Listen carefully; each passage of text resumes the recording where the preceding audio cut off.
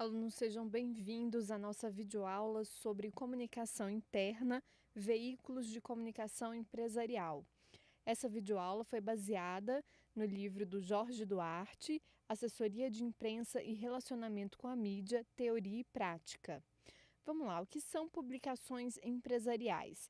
A gente pode dividir as publicações empresariais entre internas e externas. Em linhas gerais, a diferença vai estar no público-alvo da publicação, né? Publicações empresariais internas vão ser voltadas para os empregados, para os acionistas, externas vão ser voltadas para as comunidades, para os parceiros, para os jornalistas, os consumidores. Vai mudar também a linguagem adotada em cada tipo de publicação e o tipo de pauta estabelecida para cada um desses tipos de publicações empresariais. Mas independentemente do público, todas as publicações empresariais, elas devem estar ligadas a uma estratégia empresarial. E essa estratégia tem que ser coerente e planejada, ter metas bem definidas, assim como ser uma estratégia permanentemente avaliada. Às vezes aquela estratégia não está dando certo, às vezes é preciso mudar o tipo de publicação empresarial para atingir o público de uma outra forma. E existem diversos tipos de publicações empresariais. Algumas delas: mural, jornal impresso, boletim digital, intranet, etc. A definição do formato, ela deve ser feita de acordo com os objetivos que a comunicação daquela empresa tem. Também vai variar o público, os recursos disponíveis, a cultura organizacional e a evolução dos processos de comunicação da empresa. Tudo isso interfere no formato que a gente vai escolher para utilizar para se comunicar com os nossos públicos. Por exemplo, se a gente não tem muito recurso disponível, a gente não vai escolher um jornal impresso, porque além do trabalho de produzir esse jornal, a gente ainda vai ter que imprimir, e esse custo é alto. Então, a gente tem que levar em conta os recursos disponíveis na empresa, né? E a gente tem que saber que um único veículo nunca vai atingir a todas as pessoas. Entre os públicos de uma organização complexa, sempre vai haver um empregado que vai preferir o mural ao correio eletrônico, à intranet, ao jornal impresso, à reunião de equipe, ao informativo, ou um cliente que vai preferir uma newsletter impressa do que a digital ou vice-versa. Então, qual que seria a estratégia de comunicação? Uma boa estratégia vai combinar várias ferramentas para atingir vários públicos. Além disso, a gente tem que estar atento às mudanças das necessidades dos nossos públicos. Numa fase inicial de implantação de uma política de comunicação, por exemplo, às vezes a gente pode produzir um jornal mensal e ele vai ser suficiente para atender às demandas dos empregados por informação. Mas a própria evolução do processo tende a tornar o público mais exigente, e aí novas etapas podem surgir e esse público pode exigir um informativo semanal, por exemplo, ao invés do jornal só mensal, ou então murais específicos para cada área da empresa. Além disso, a implantação da intranet com atualização permanente, né? Ou então pode ser o contrário. Um boletim de um programa específico, às vezes ele é importante ou ele é necessário durante um determinado período e depois ele pode ser dispensável. O conteúdo dele, às vezes, é muito importante quando tem uma mudança na organização, que você vai explicar aos funcionários como que aquilo vai passar a funcionar, mas depois aquelas informações já não vão ser tão necessárias. E aí esse conteúdo ele já pode ser absorvido por outros tipos de publicações. A gente coloca uma seção na intranet com aquelas informações, por exemplo. E a gente também tem que considerar que as tecnologias e os hábitos que a gente adquire por causa dela também influenciam, né? A gente tem que pensar, por exemplo, que às vezes hoje em dia um blog corporativo pode substituir muito bem um jornal impresso. Né? Ele não tem o custo do jornal impresso, ele está mais ligado às tecnologias atuais e pode ser que em determinadas empresas ele funcione melhor.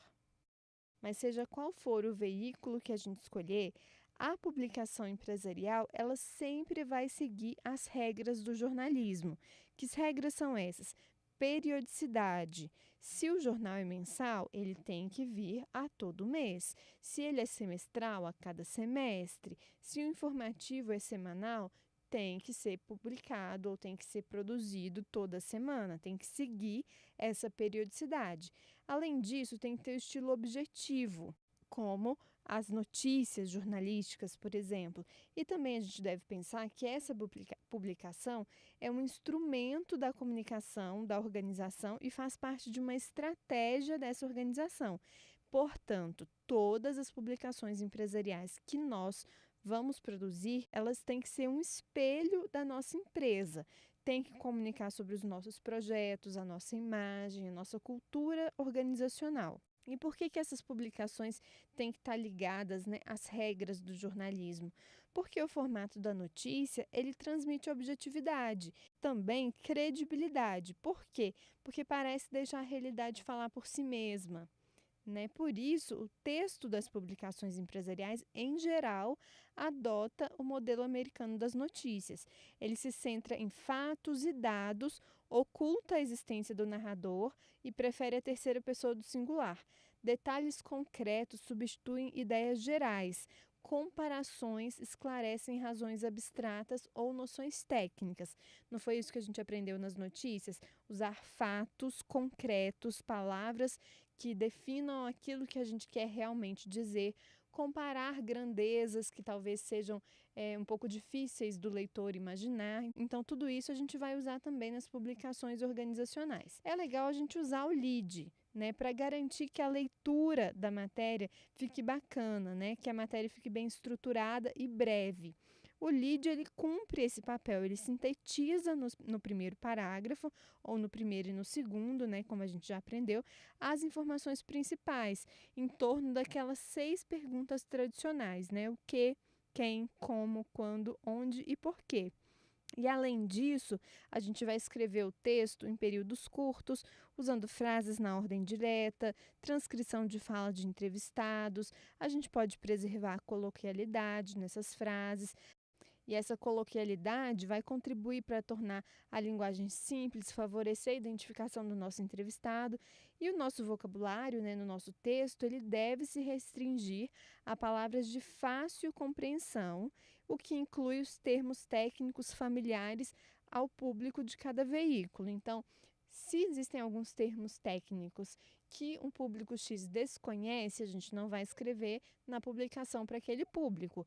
Mas para o público que conhece, não tem problema a gente escrever aquele termo técnico que ele vai entender.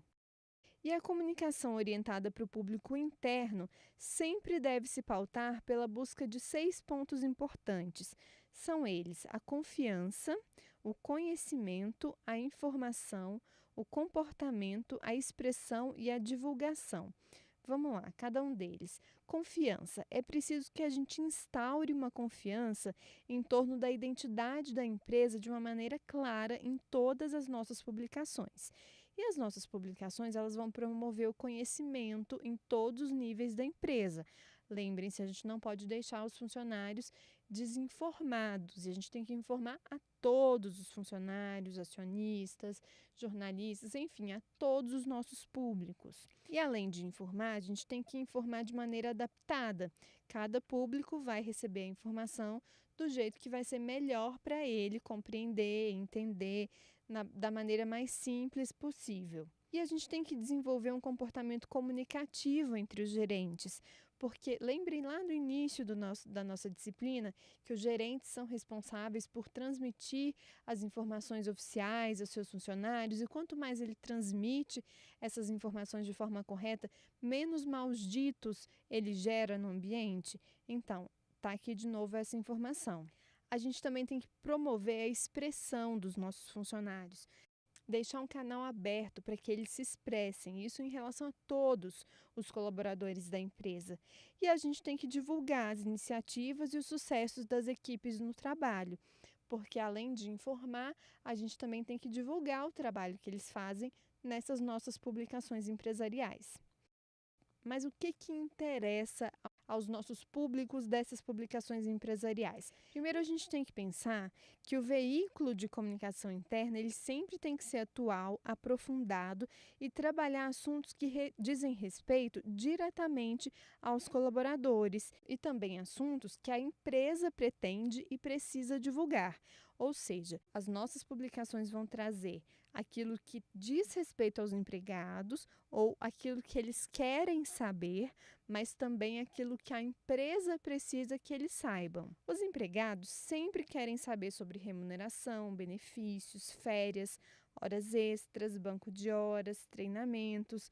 E em situações de mudanças nas organizações, mudanças na estrutura, na estratégia, nos negócios, tudo isso a própria empresa se interessa que os funcionários saibam, né? Esses assuntos também são de interesse dos funcionários. A empresa se interessa e os funcionários também. Agora vamos falar sobre abordagens adequadas. Nas nossas publicações empresariais, a gente sempre tem que ter uma atitude respeitosa. A gente não pode tratar o empregado como uma criança, né? A gente tem que tratar o empregado como um adulto. A gente não pode adotar a postura de que a empresa sabe o que é melhor para ele, né? A gente sempre tem que usar uma linguagem profissional e objetiva. Isso não quer dizer que o nosso texto não possa ter um charme, algumas metáforas, que ele possa se dirigir diretamente ao leitor, mas a gente tem que deixar o paternalismo de lado, né? Quando a gente faz referência aos trabalhadores na empresa. Então, tratar o funcionário com atitude respeitosa, como se ele fosse o que ele é, normalmente, um adulto.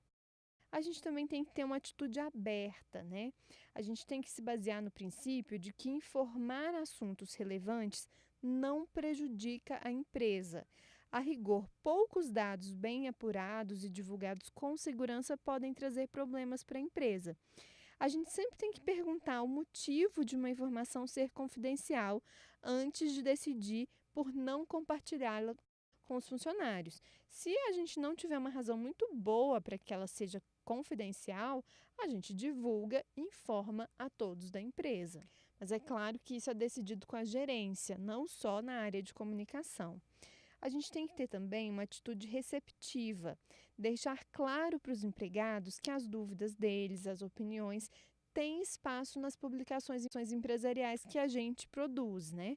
O comitê editorial, as sessões abertas para eles publicarem contribuições, os blogs, os fóruns, as matérias que mostram gente comum, os próprios funcionários, são instrumentos que a gente tem para demonstrar essa disposição de que estamos abertos. Então, nas publicações empresariais, a gente também tem que mostrar essa abertura, né? Mostrar aos nossos próprios funcionários o que eles estão fazendo.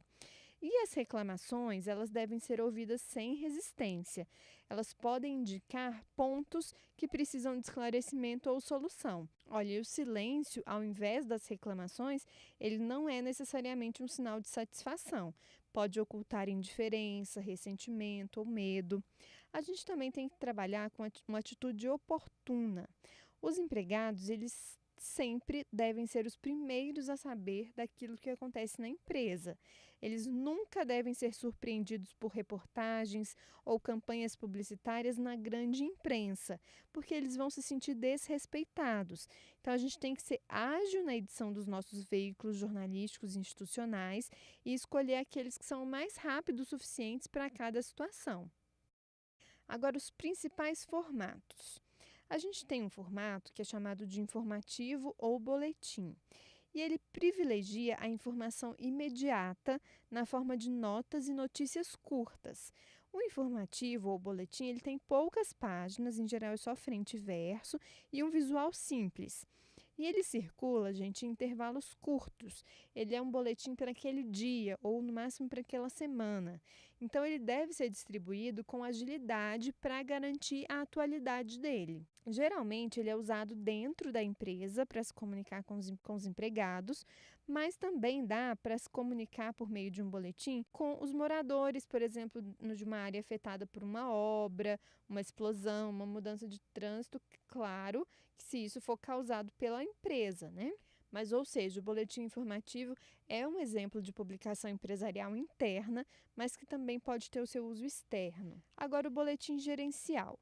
O boletim gerencial ele é usado em algumas organizações para informar em primeira mão aos líderes da empresa sobre mudanças e temas que eles devem desdobrar com a equipe, ou com clientes, ou com fornecedores.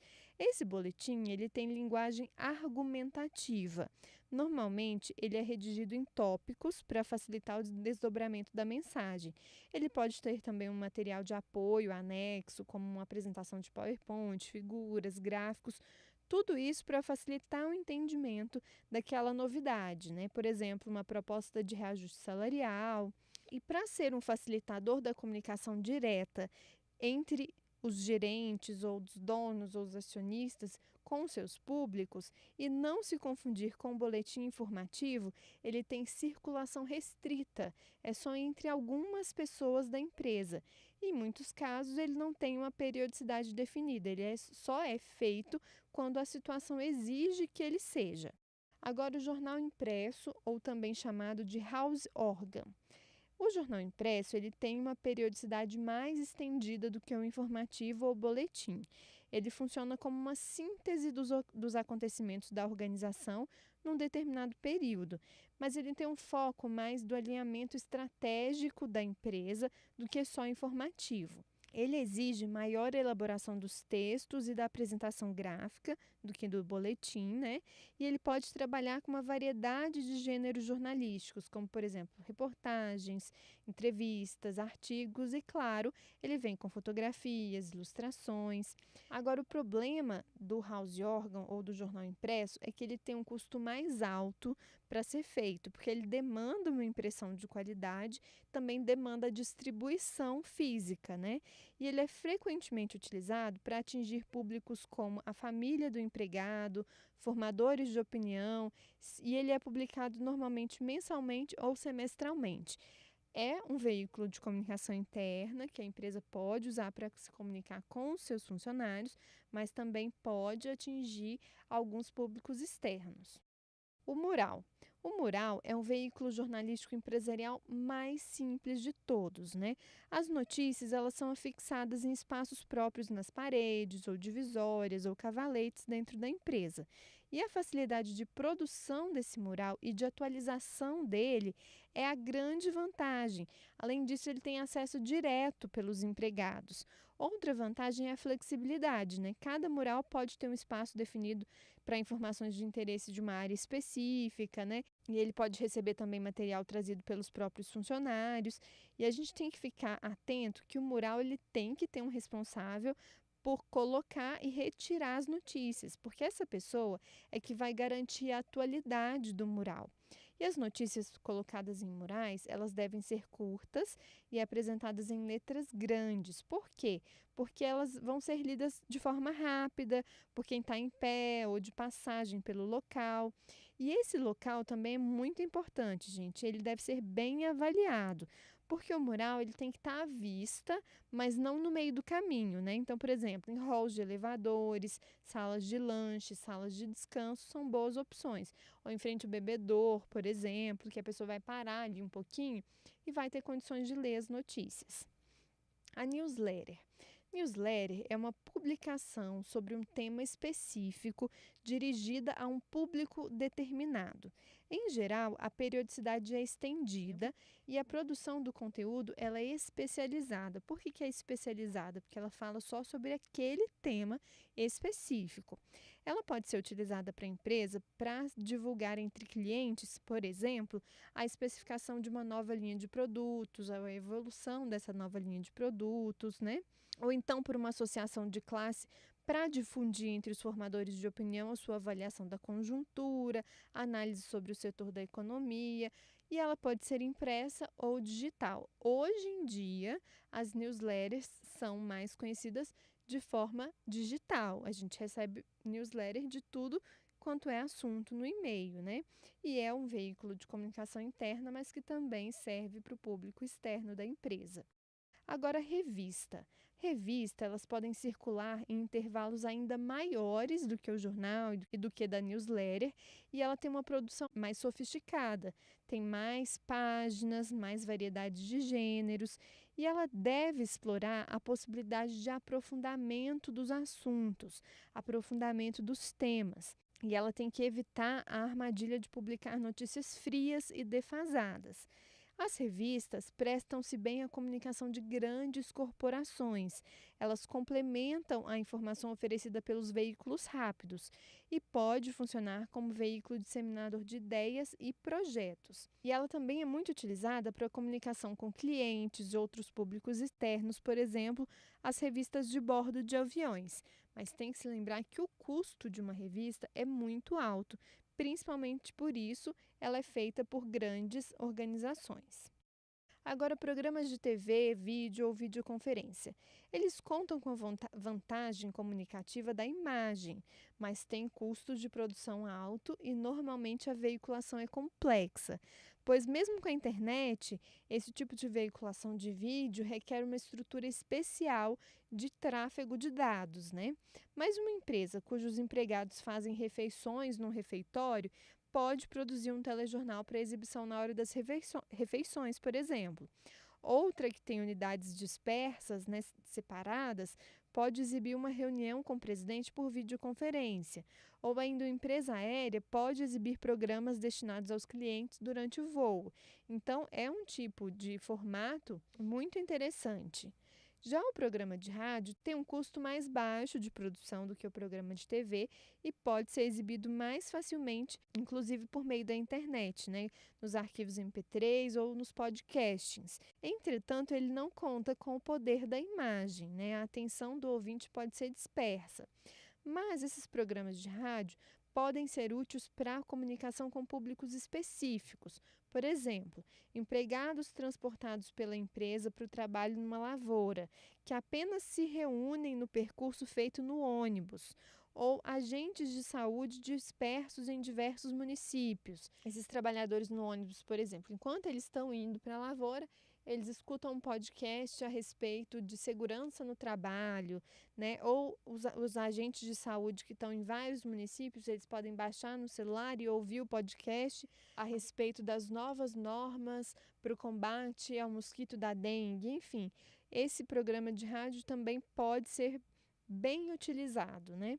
Cada formato tem o seu ponto positivo, o seu ponto negativo. Cabe a gente escolher o melhor formato voltado para o público que a gente precisa, né, transmitir a informação. Então, de novo, essa videoaula foi baseada no livro Assessoria de Imprensa e Relacionamento com a Mídia. Até a próxima!